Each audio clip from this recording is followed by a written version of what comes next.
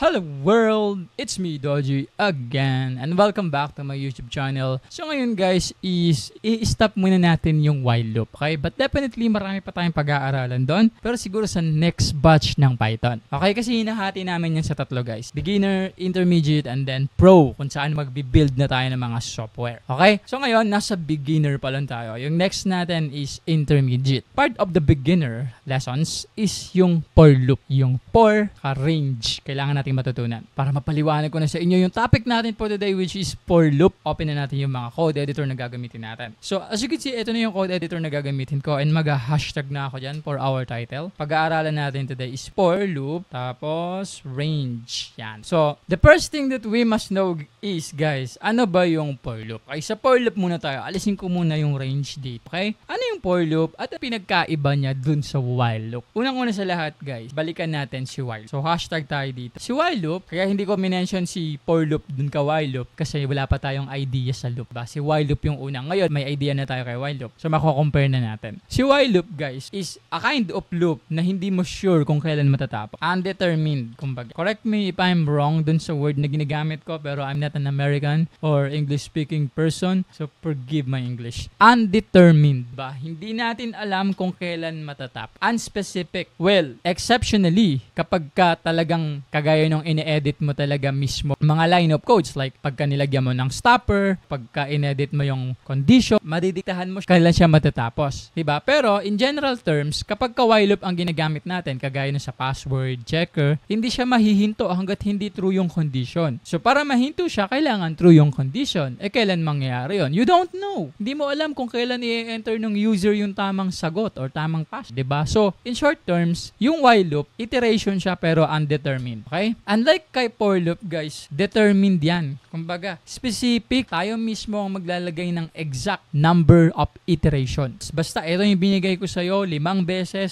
beses kang maglulup. Ganon si for loop, guys. Okay? So, at least meron na tayong idea. Bago tayo mag-code, paliwanag ko muna si range. Si range, guys, meron siyang tatlong part. Okay? May tatlong part yan. Meron niyang start, end, tapos step. Sequential yan, guys. Sunod-sunod yan. Yung unang number, yun yung start. Yung ikalawa, yun yung end. Tapos yung step. Meron mga sitwasyon na wala tayong step na nakalagay. Okay? Gusto ko lang tandaan ninyo, hindi nyo muna kailangan intindihin. Hindi ko kasi mapapaliwanag tong range nang hindi nyo nakikita sa coding. So ngayon guys, para ma-demo ko sa inyo, kailangan natin mag-isip ng program. Ano ba magandang gawing program? Siyempre dahil loop to, ganyan doon tayo sa classic, gawa tayo ng program na magbibilang ng 1 to 5. Okay? So paano yun? Simulan natin. Pagka magko-code tayo ng for loop, magsisimula tayo sa for. Diba? Hindi kagaya ni while loop na nauuna yung variable. I muna bago while. Dito guys, hindi. Mauuna yung for bago yung variable. For I. In range, dito ginagamit yung range. Tignan nyo muna yung code ha, hindi nyo muna kailangan intindihin. Tandaan nyo lagi, pag for loop, ganito yung struct. For I, para dun sa variable I natin, sa range ng ano ba yung range? Diba ito pinakita ko sa inyo. Meron tayong tatlong step. Start,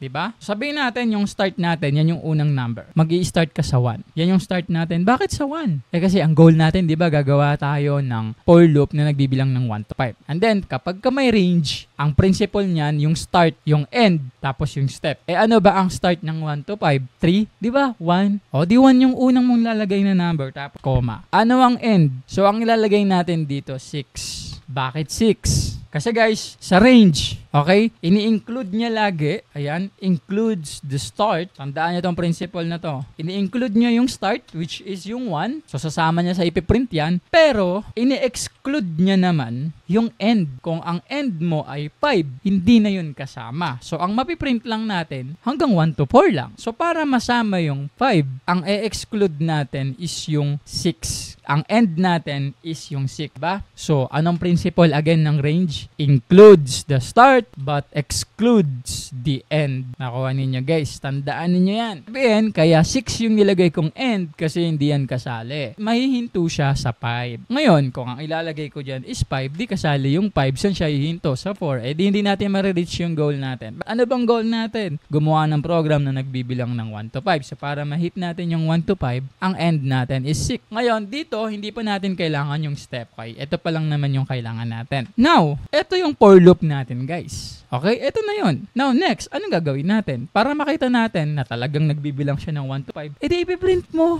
Diba? Anong ipiprint? Ipiprint mo yung variable I. Okay? Nakalimutan ko maglagay ng colon. Yan. Kaya pala may error. Okay, pagkatapos niya ang colon, and then, lagay ko na to sa taas. Ayan. Colon, tapos print mo na yung I. So, kung gagawin niya, ipiprint niya yan from 1, yan yung start, 2, 3, 4. Tigil siya pag na-reach niya yung end. Yung second digit, which is 6. So, yung 6 din siya kasali. Bakit? Siya na yung end eh. Diba? Sige nga, iran nga natin. Iran natin. Nakuha ninyo guys. Medyo tricky, pero mas madali siya. Diba?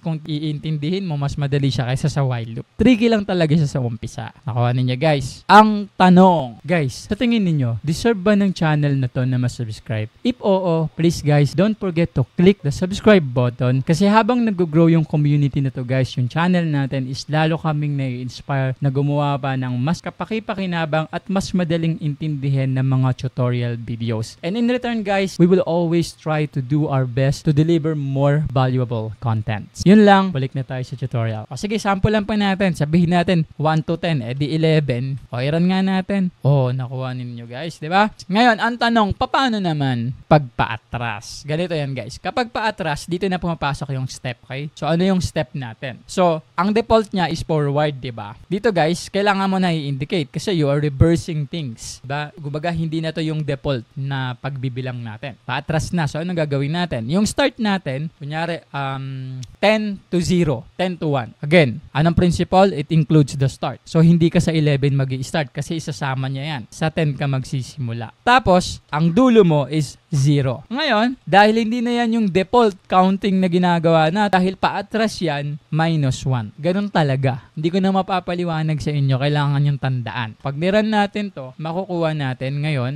yung 10, 9, 8, 7, 6 hanggang 1. Nakuha ninyo guys. Naintindihan namin yung struggle nung nag-aaral watching videos. Alam namin na mahirap yung mag-backward and forward. Tapos ipopost mo pa kapag kailangan mong kopyahin yung code. Kaya naman guys, gumawa kami ng PDF notes kung saan doon namin nilagay yung mga topic, yung mga code example, yung mga explanations. And so many times guys, yun din yung ginagawa kong timeline at keywords para sa mga topic na ginagawa ko dito sa YouTube. So ang masasabi ko lang guys is mas advanced pa yun kumpara sa mga topic natin dito. Mas marami siyang laman. And soon enough, maglalagay kami doon sa PDF ng mga link ng mga unlisted videos. Pag sinabi nating unlisted videos guys, ito yung mga tutorial na hindi namin pinpublic. You can only access them kapag meron kang link. Makakatulong sa inyo tong PDF. Napakamura lang niya guys. Bakit may bayad? Kasi syempre, nag-hire ako ng mga tao na tutulong sa akin gumawa. So if you're interested guys, andyan yung link sa baba. And if you're going to ask me, is it worth it? Of course, it's worth it. Again guys, yun lang. Balik na tayo sa tutorials. So basically, yung ginagamit yung for loop. Ganyan siya gamitin. Medyo nakakalito ng konti. So ngayon guys, ang tanong, paano naman? Kunyari yung odd and even. Kunyari, ang gusto kong bilang is 1, 3, 5, 7, 9, diba? Odd numbers tayo. Paano yun? So pagka ganun guys, pumapasok pa rin yung step. Bakit kailangan mo kasing i-define na ganito yung step na gusto mo? Paano yun? For example, simulan natin ulit. So meron tayong variable na I. Anong range natin? Sisimula yun sa 1. Yan yung start. Ang end, since ang end natin is 10, so include natin dyan yung 11. Nakuha mo? Tapos, comma ulit, ano yung step? So yung step, ito yung magde-determine. Kung pagka lalagay ko dyan, step 2. Bakit 2 steps? O kasi mangyari niyan guys, every 2 digits, yun yung magpiprint. Okay? From 1, yun yung first. 2, 3. So yung 3 yung magprint. 4, 5. 5 yung magprint. Kada 2 steps magprint siya. Nakukuha ninyo, talagang makati talaga siya sa utak guys. Una, magsisimula tayo, saan tayo magsimula? Sa 1. Saan matatapos? Sa 10. Yung 11 di nakasali, yan yung dulo. Every 2 step tayo. So makukuha natin talaga dyan, kada 2 step, odd number. Okay? So ganito yung paraan